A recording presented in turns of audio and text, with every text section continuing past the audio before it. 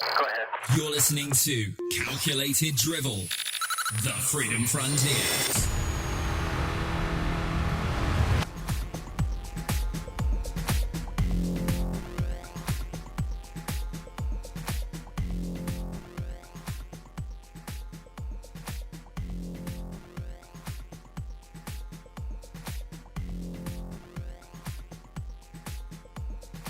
Welcome back to Calculated Drivel.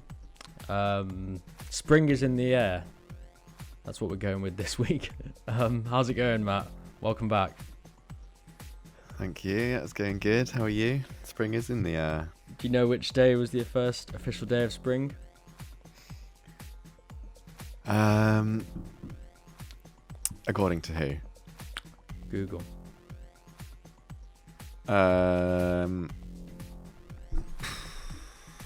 The 14th. What did you say? 20th? The 14th. 14th. I think it's the 20th. I think it's Sunday just gone. I did say to someone at the skate park, I went home last weekend, and I said to this random guy, I was like, spring is in the air. And then after that, I think he presumed I was some sort of like seasonal expert, and he said, when's summer start? And I was like, I don't know. Well, I don't care, if I'm honest, Mark. Have I ever talked to you about that I work on a 2-season system? No, but go on.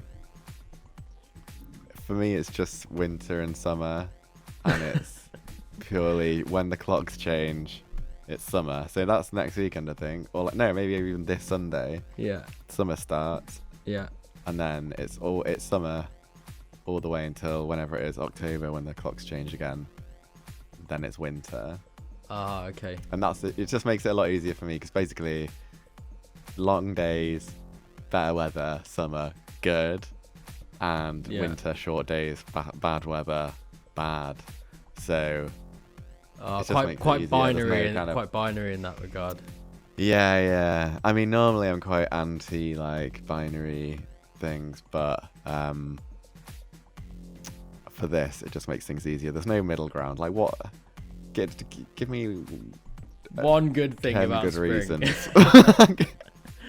I can't actually. 20 Good point. Reasons. It's shite. Why? Let me ask you this: why do you work on a 4-season system? I think it's showing off more. Because you're a puppet to the man. That's why, Mark. Yeah. Well, I'm working a white collar job. Whatever that means. Office job still. You just start thinking for yourself, Mark. Do your own research. Yeah.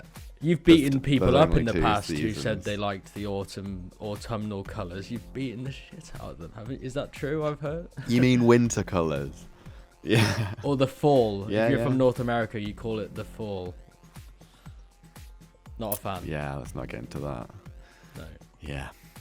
So how are you anyway? How am I? I'm good. I think this is the first chat I've had with you post qualifying, so I'm sort of happy.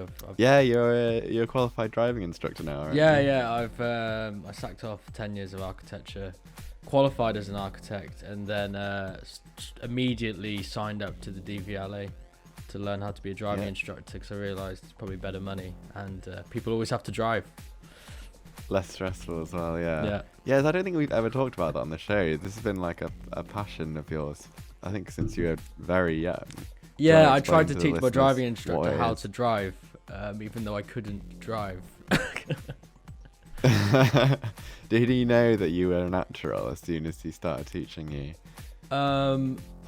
He should be teaching me. When I asked him if it was all right his side at a T-junction. No, I'm fairly sensible driver. Matt's just trying to sort of oil the hinges per se and settle us back into recording, because we were just having a chat earlier on, and we want to get back on it and put in the legwork. Matt, is that a good way of? Yeah, legs. I'm happy to take it further than that. I mean, are you standing Are you at your standing desk? Because Matt's in the past has freaked me out and revealed he'd been standing the whole show. Yeah.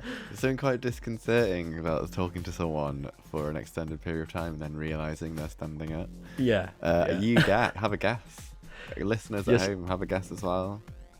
Based on even if you can't see me. Based on Matt's amazing, consistent backdrop of Tupperware filled with household paraphernalia, I would say you're sat down.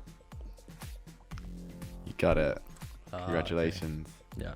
Add a sound effect there. Good. So what?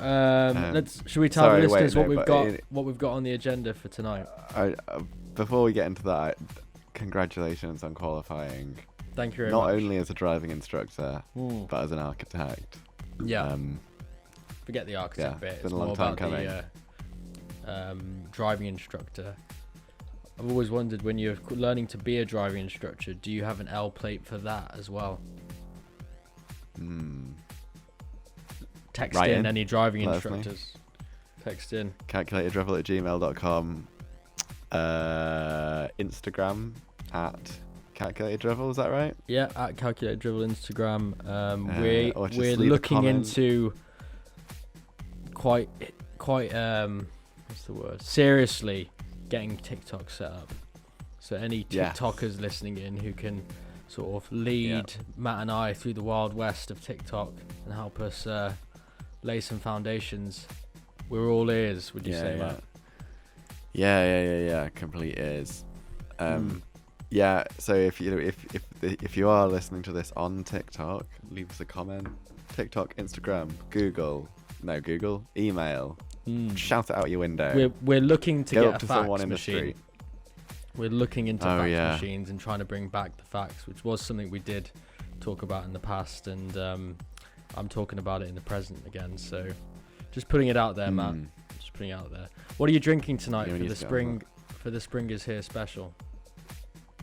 I am drinking Brewgooder Vocation Pale Ale. Okay. Sorry. I didn't realise I was doing a Simpsons sort of like Homer episode with Homer tonight. That was like a comical kind of cartoon, but what are you drinking? I've got a gin and tonic with a splash of elderflower cordial from Dominican Republic. Lovely stuff. Oh yeah, what is it? How is it being back on terra firma? Last time we spoke, you were in on the other side of the world. Overseas. Overseas, yeah. It was a bit of a shock to the system getting back into rainy grey Gatwick, but spring is here. So that's why we're doing the episode on that. So let's give you a little rundown of what's on the show today. Matt, do you want me to outline a few ideas we've got we're going to discuss over the course of the next 45? So we've got the good outdoors. Not the great outdoors, don't get it confused. The good outdoors. Nice. Spring is in the air. We're going to go back to one of our old faithful topics, but in a slightly different angle. Matt and I are different people to the last time we interrogated this, but all I've got down here is, can one barbecue their way out of depression? I've also got ice cream season. I've got jobs that lend themselves to spring, and I've got a little quiz. What about you, Matt? What have you got for us? That sounds great, by the way. I've got, well, as you said, spring is here. Spring is in the air. So I've got a quiz about the Winter Olympics, which happened about 3 months ago. Good. I originally prepared it for the last episode, but it didn't seem relevant then, because you were in Dominican Republic. We had bigger fish to fry, but now it seems equally irrelevant. But I've got it. So we may as well do it. Yep. I've got it's just a couple of random thoughts that came into my head the other day, or just like over the past couple of months. I'll keep them as a surprise for you. Shall we start with them? Jump right in, or do you have a preference? No, I think we should keep those more for an emergency. Okay. And then the main thing I've got is an encounter I had at a timber merchant's just this week. So timber merchant based encounters. Anyone who has been at a timber merchant's or is planning to go to a timber merchant's, listen in for that bit. Or if you work for one, let us know anything. For how long, and do you enjoy it or not? You know. Yeah, what's your favourite kind of wood? Yeah, 4x2bs, 2x4bs, 4x8 sheet supply, 18 mil. Yeah, I'm feeling a rap coming on of some kind. Yeah, that was good. If there's any producers listening, can you make that into a rap? Yeah. Wixies, we used to go to Wix a lot. Did you go to Wix at all, Matt? No, I'm more of a B&Q man myself. This actually, the timber yard in question is just pure timber. They didn't do anything else. Right. Okay. So, Why don't we start with that then? Let's okay, I mean, timber, wood, nature. Spring is here. What did Matt get up to at the timber yard? We caught up with Matt earlier on. This is what he had to say. Go on. Add some sound effects of like bandsaw.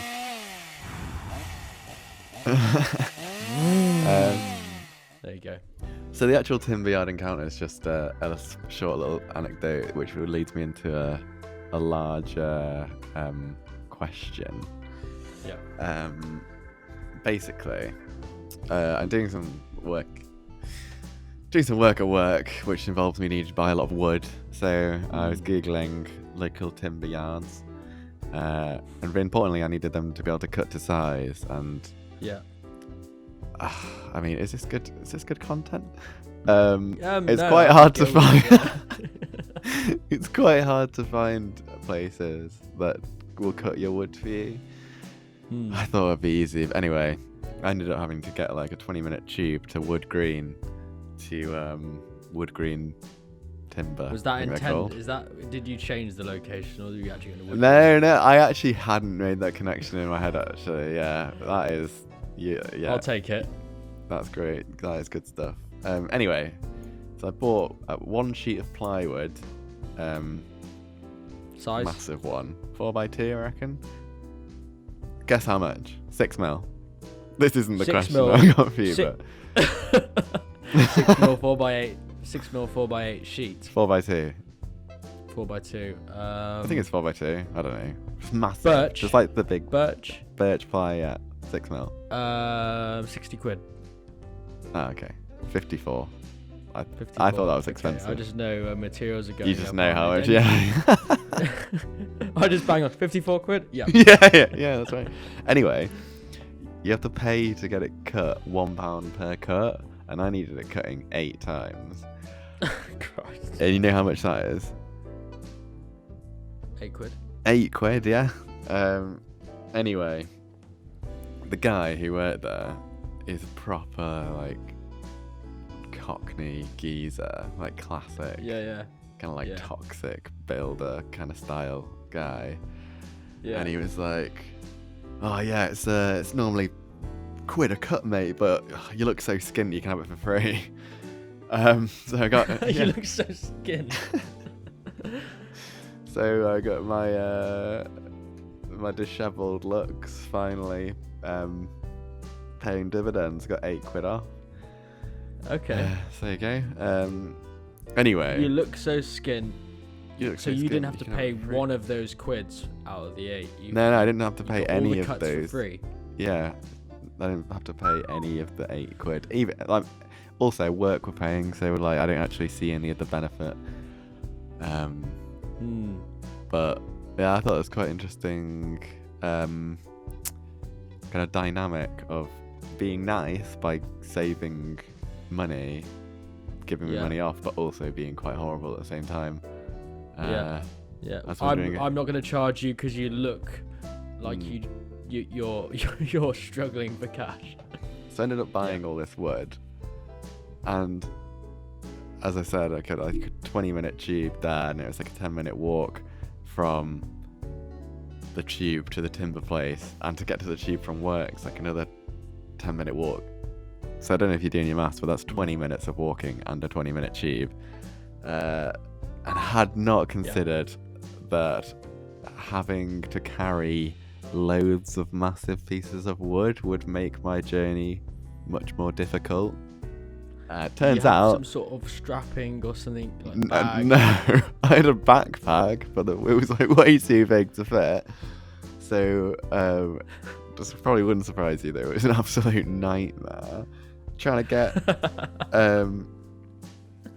on the tube, carrying a massive sheet. No, it was in the day. It wasn't busy, but trying to get like my Oyster card out of my wallet and like tap in through the barrier. Tap in at the barrier whilst carrying this massive sheet of wood. Then like quickly put it back in my pocket, pick the wood up, run through the barrier, and like down the escalator. Oh man, it was so bad. Did you learn a lot about yourself during that process? I learned that you really need to consider the weight of things, because this isn't the first time this has happened. So right. And it reminded me of the other time that this happened, which I'll tell you about in a second. But I don't know has this ever happened to you, where you're carrying something and you know you're going to be carrying it for a fair bit, and maybe 30 seconds to a minute into the journey, it dawns on you how heavy the thing is that you're carrying, and you just think, fuck, I don't know what I'm going to do. It's either... I had something similar. Is that a question? Yeah. What's the heaviest thing you've ever carried? Well, sometimes it's not just the weight of it, it's the shape and size of it, and is it windy or not. You try a small sheet of ply with a prevailing wind. Just a sheet of foam board. In a built-up area with lots of people around. Yeah. I always think it'd be a great punishment to like give someone like a set of skis, a backpack, a box with like loose stationery in it, but really full and quite awkward size, and just send them on the Jubilee line or something at like 6 or like 5 in the evening on a Friday. Yeah, that is the rush hour. That is a good punishment. What would somebody have had to have done to warrant that? I don't want to say that on Springers here. It wouldn't be a nice thing, fine. For sure. But yeah, I had something kind of similar, but this was like something very easily avoided. There was basically, we were at work one day and there was a knock at the buzzer went, and a knock at the buzzer. A knock at the buzzer, and someone said, I think one of my colleagues went and got the door, and they said, this elderly lady just dropped off a microwave. She said she can't see very, very well now, and this microwave doesn't have the sort of textured like braille buttons on it, so she's getting rid of it. She was just going to put it outside the office. So I thought, it's lunch break. I live like 10 minutes down the road. So I just decided I'll just take that microwave home at lunch. I normally went home at lunch anyway. So I just carried this like white good all the way home. How far is it? It wasn't, I mean, this is at the old flat, but it's quite sort of hilly, and it was actually like a deceptively big microwave. And that was a weird one, because it was like I got in and then I had leftovers in the fridge. I immediately got out and put them in the microwave. Nice. So it was kind of like, it was the best heated lunch I'd had, just for the fact that I'd facilitated that hot bolognese. Instant payoff. Entirely. But there wasn't any point where you thought, I'm going to have to ditch this. Because I ended up getting a taxi. No, I've been in another with the wood. Yeah. Did you? For the last leg. Well, that's fair enough. Did the guy say, you're not bringing that in here, son? No, it was pretty normal. But anyway. Good. The first time, they reminded me of the time where it's definitely my worst carrying experience. It was pretty... Well, let me just tell you the story. So, it was a good few years ago now, and I was bidding for some some turntables on eBay, a pair. Right. And I was in Newcastle. I was like visiting Chris, my friend from uni, in Newcastle when I was living in London, and I won the auction for these 2 turntables whilst I was in Newcastle. and they were collection only from Darlington. Yeah. And I don't have a car, and I kind of like Were they full on turntables? full on turntables. I hastily put a plan together that, you know what, the train from Newcastle to London stops at Darlington. So I messaged the guy being like, tomorrow I'm getting the train to London from Newcastle, stops at Darlington. Can you meet me at the train station? And when the doors open on the train, just like chuck me these turntables. Give me the... And at the time, having never owned any turntables, I was completely naive to how heavy they are. Have you ever picked up a turntable? Like a proper like... is this like a modern Technics? Yeah, like Technics style, direct drive, like workhorse. Okay. They're... Right, two of them. Well, one of them is really heavy. Yeah. Let me just Google it. You can cut this out. You're gonna get the weight in kilograms. Well, yeah. So if you just joined us, I don't know how they would have. Matt is just checking the weight. 12.5 kilograms. The turntables. 12.5 kilograms, but spread out in an awkward shape. And so they didn't come with a cover. So like as you're holding it, it's like you're constantly trying to rotate. So it's like spinning as you're kind of like, as I've got it under my arm, and I've got two of them, so one under each arm. And I also didn't, I think a sensible thing to do would have been, like, the train gets in at King's Cross, and at the time I lived in Battersea, and for those who don't know, they're on completely opposite sides of London. At the time, I had not a very well-paid job, and getting a taxi that far just wasn't an option. So I had to get public transport across the whole of London whilst carrying these two really heavy and also like rotating cumbersome lumps. And it was really late. And a backpack. And all my stuff for the weekend. Yeah, so like 2 extra bags. And yeah, so I got like, I remember just getting from the train at King's Cross to the tube was like a massive achievement in itself. Just like what, for those who don't know, King's Cross is like a rabbit warren. This like, it's always like a 5 or 10 minute walk to get from like the entrance to wherever you're going. Eventually I made it, and I was like sweating.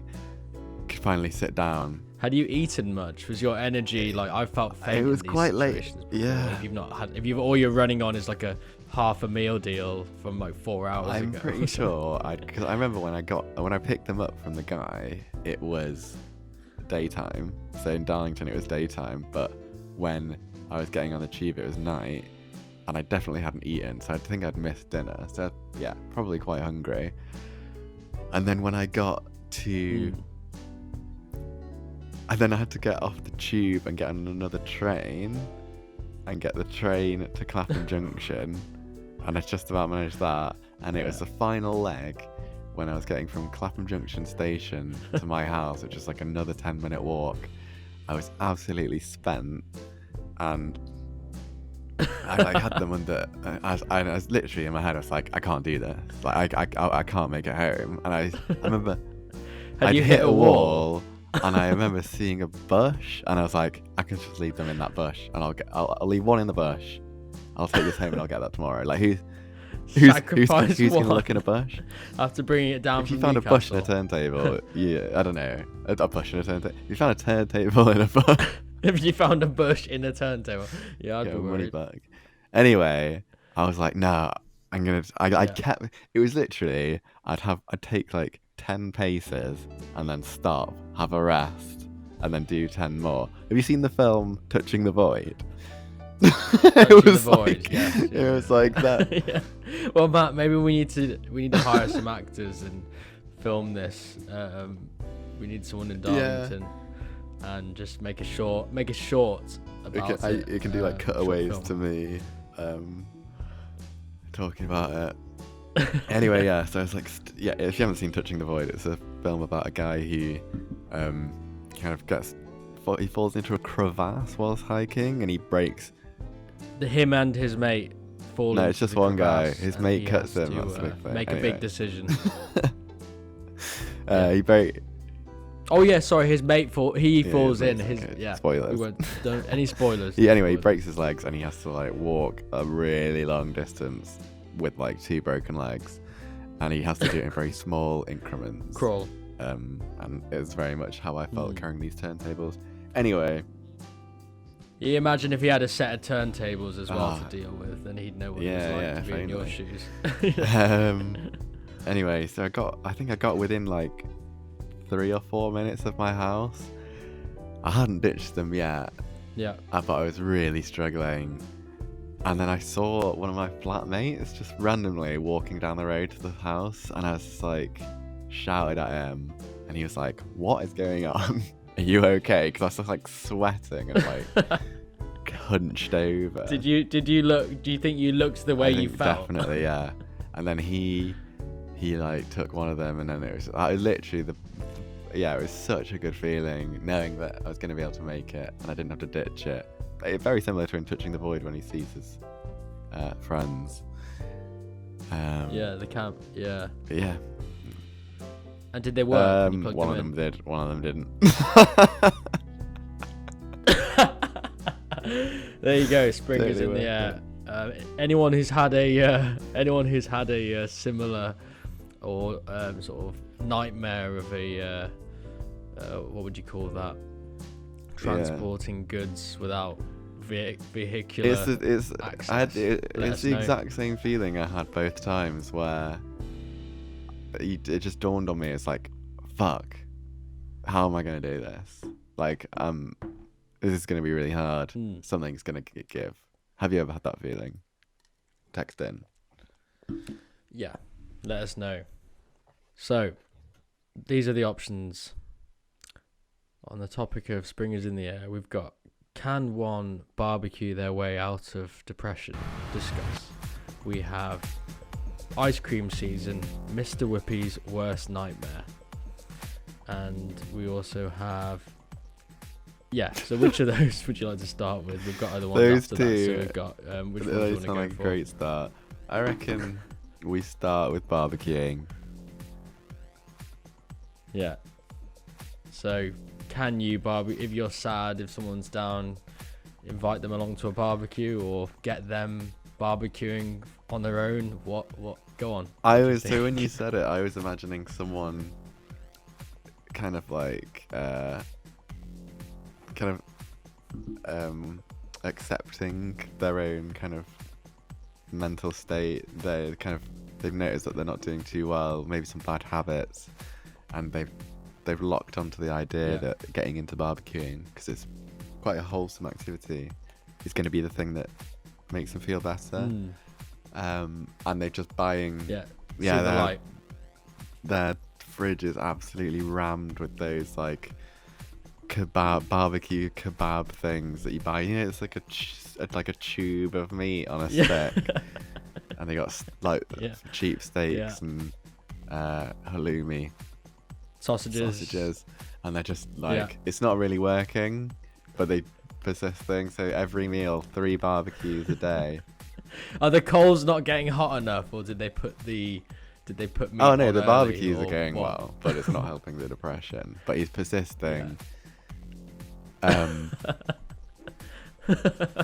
Like frantically adding more and more things. things. Even when it's raining, he'll go out there with an umbrella. 3 times a day, breakfast, lunch, and tea.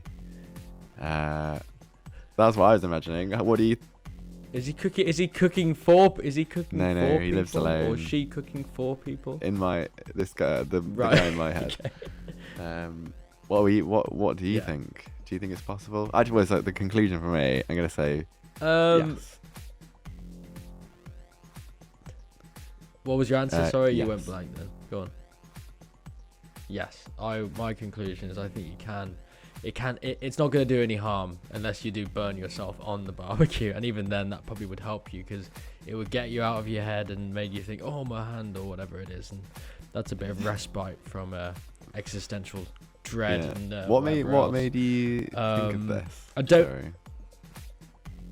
I'm barbecuing And are Saturday. you okay? Are you doing all right? Okay. Yeah, I'm doing alright. You will be after Doing alright. Saturday. Mr. Whippy's worst nightmare, which just came into my head the other day. Go on. And that's one option. We've also got jobs that come into their own in spring. So I've got postman, and then next to it I've got Postman Pat's Poison. I've got gardening. I've got gardening, and in brackets I've got Alan Titchmarsh's day off. Discuss. Oh yeah. I've also got beekeeping, the do's and don'ts of a beekeeping apprenticeship, brackets, from the intern's perspective. So which of those? These are things Can you decide? Well, let's talk about Postman Pat's Poison. I think is quite a fun one. As a postman in the spring, like just walking back after work, and this is 6ish. Birds are sort of tweeting. It's sun's setting or sun's out. I guess it would be early in the morning if you're a postman. But Postman Pat's Poison, or any postman, I'm just using Pat as an example. What do you think that could mean? Do you think, does he have a little bottle, a little flask on his person? Yeah, he's a functioning alcoholic. Yeah, good job to be an alcoholic, actually, I think. Well, yeah, you're out and about, staying healthy. Yeah, getting the steps in. What do you see as Postman Pat's drink of choice? Something that doesn't need to stay cold. Because I can't remember, if he was on a milk float, then not a postman on a milk float, an actual like milkman maybe. Then by all means, beers and stuff that you can keep like nice and cold. Yeah. But So you thinking I'd red? presume maybe like whiskey or something that could just be not on the rocks, just sort of neat. Yeah. You could have red wine. In like, do you remember those things that people used to have on kind of hiking like called? What are they called? Oh, like a platypus. A platypus. Yeah, platypus full of red wine. I could see that. Do you imagine it being a whole bottle's worth, or does he have like a couple of bottles? Platypus that has 1.5 bottles? Yeah, like a whole bag of wine. Basically, it's like he's basically turned, like the bag of wine. Yeah, he's just got like a platypus straw going to that, and he keeps it kind of under the, the thing in the van that like the like sun shield thing that flaps down. He's kind of got it like wedged in there. It's like on a Velcro, like it's all set up. So yeah. It's like it's set up in a way that you think, oh, this is. He's just staying hydrated. No. You think like. It's quite crudely done, is it? No. In a way, it's worse because it's done in such like a professional way that he has. You can tell that he's got a real issue. He's thought about it a lot. He's clearly gone through iterations. I think the the sheer capacity rings alarm bells as well. If you're doing a ride along with him, don't know why if someone would be doing that, but I don't know. So if he took someone out and said, "I'll show you the run," I normally do. Sounds like a good podcast. Why are you bringing the visor down? The sun's not out. Oh, you'll see. So yeah, that's Postman Pat's Poison. Bit of fun. So we've also got Mr. Whippy's worst nightmare, and Alan Titchmarsh's day off. That's quite niche. Which would you prefer to? Mr. Whippy's nightmare. Is it? Mr. Whippy's worst nightmare. So if you were Mr. Whippy, and explain to the listener who may not be aware of Mr. Whippy. Mr. Whippy's not a person, is it? It's a concept. It's a concept. Enlighten me. I don't actually know. What is it? What is it? I swear it's like one of those ice cream vans. Like they quite often have Mr. Whippy on them. That must be like one of the models that is like most iconic in England for being an ice cream van, which comes out when the sun comes out. Yeah, they do like soft serve ice cream. Yeah, soft ice cream in a cone with a flake. What's the worst nightmare? Yeah, Asteroid.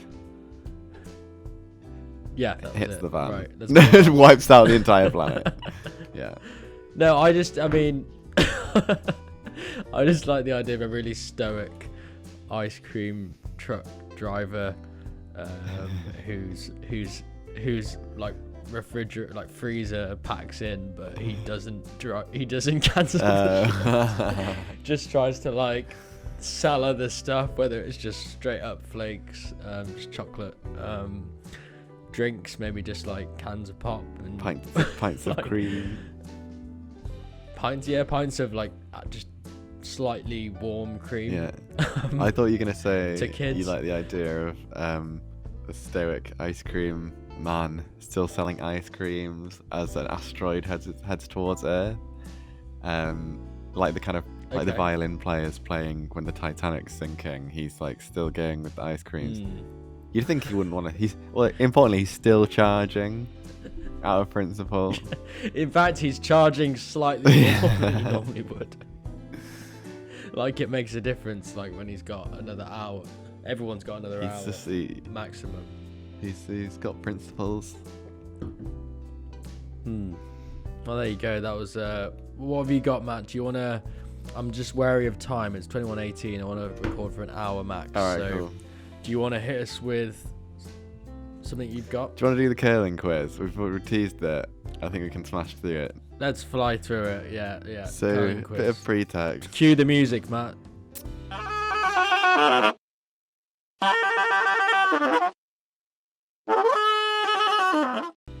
Yep. What a song. Unbelievable. It's a full orchestra on that. Mad. Yeah. Oh, did you make that just for this quiz? It's so kind of you. So, every 4 years, as we all know, it's the Winter Olympics. And every Winter Olympics, I get obsessed by curling. And then I'd say 2 days after it's finished, forget that the sport exists completely. And then it's 4 more years go, and then I become obsessed again. And like clockwork, the exact same thing happened. For a fortnight. Yeah, this Winter Olympics fortnight.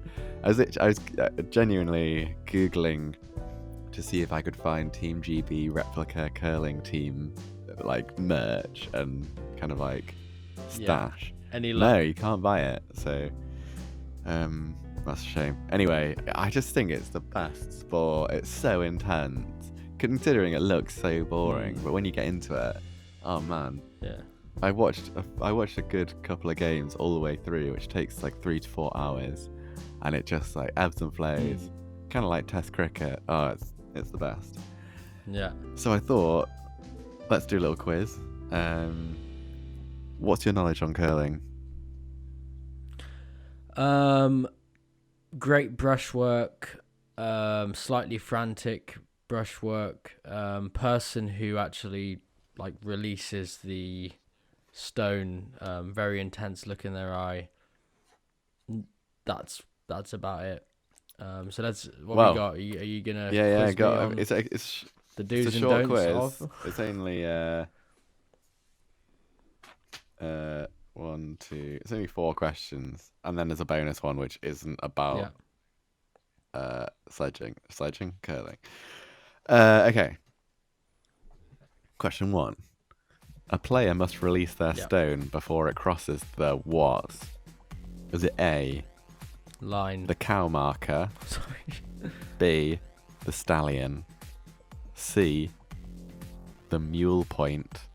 Or D, the hog line? Cow marker. A. Going for cow marker. It's the hog line.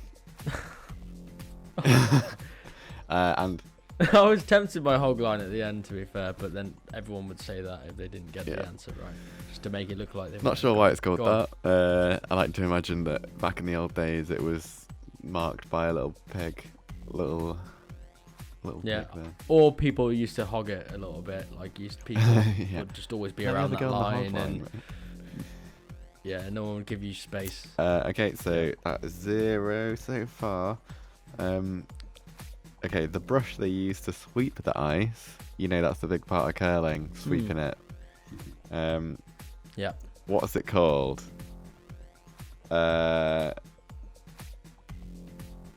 Is it A, sweeper, spelled SCHWEEPER,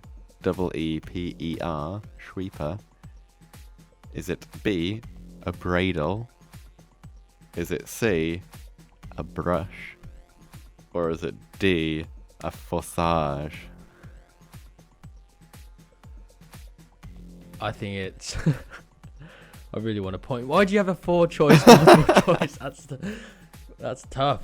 I thought it was A, B, C. Sweeper, a brush. The other two. Bradle or fossage? Bradle. I'm gonna go for. Oh, it's brush. So it's obvious when you think about it. It was hiding in plain sight, that one. It really was. Just thought it Okay, was too we've got an obvious. easy one now. Where was curling invented? You can guess this without me giving the options, or I can give you the options. I'll give you double points if you guess it. But I'll still give you multiple choice if you get it wrong. Europe. I Europe. can't give you that, I'm afraid. Okay, is it A, Sweden, B, Canada, C, Scotland, D, Italy? Sweden. Talk me through your working. It's cold. I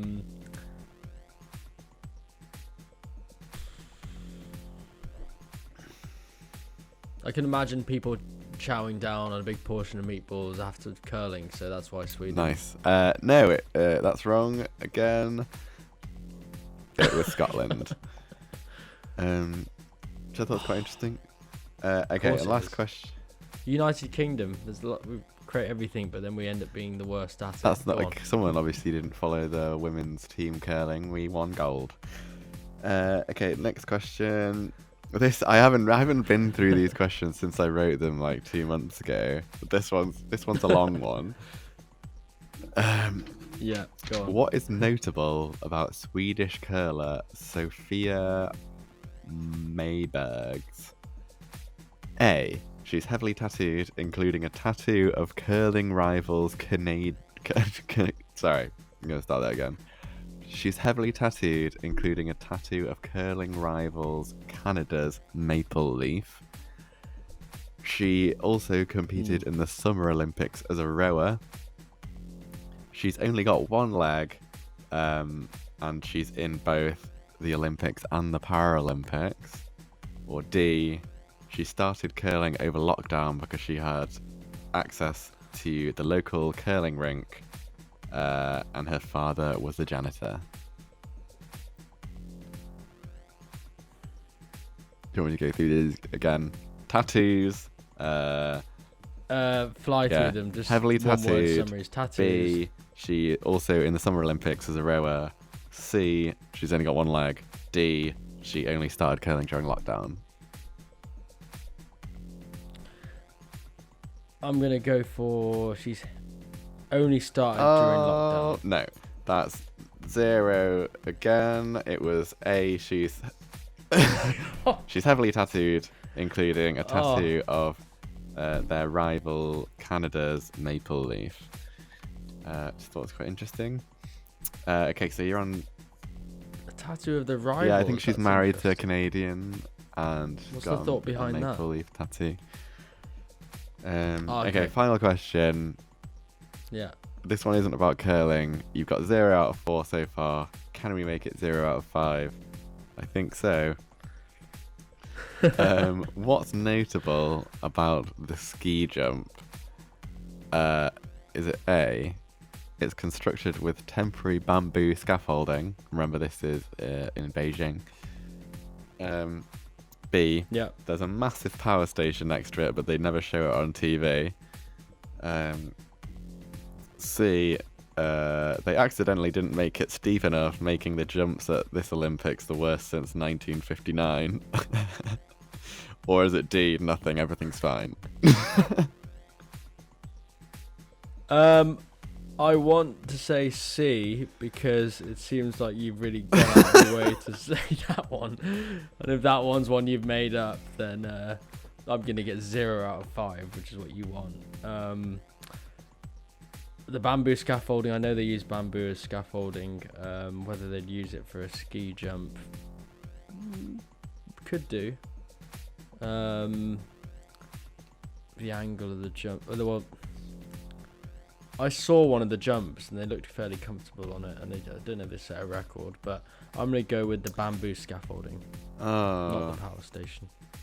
Yep. The power station. So that's 0 out of 5. It's next to a massive power station. That's great. I feel quite like you kind of inadvertently complimented me on my great fake answer choices, so thanks for that. 0 out of 5. How did you do at home? Let us know. Did you get more than 0? Did you get less than 0? Did you get 0? If so, if you got less than 0, let us know how. If you got less than 0, let us know how, and if we buy it, then come on the show, because that's interesting. I got one last question for you. Welcome back. That was the Spring is Here special. Matt and I enjoyed it, and we're hoping to get some guests on at some point soon. A couple of friends of ours. Matt, do you want to... I don't want to tease to it too much because they haven't agreed to do it. Not names, but topics potentially. Potentially. Yeah, we'll leave that one for now. But got a couple of musicians that we're trying to pin down. Yeah, and how about you? Down. We've potentially got a technical show,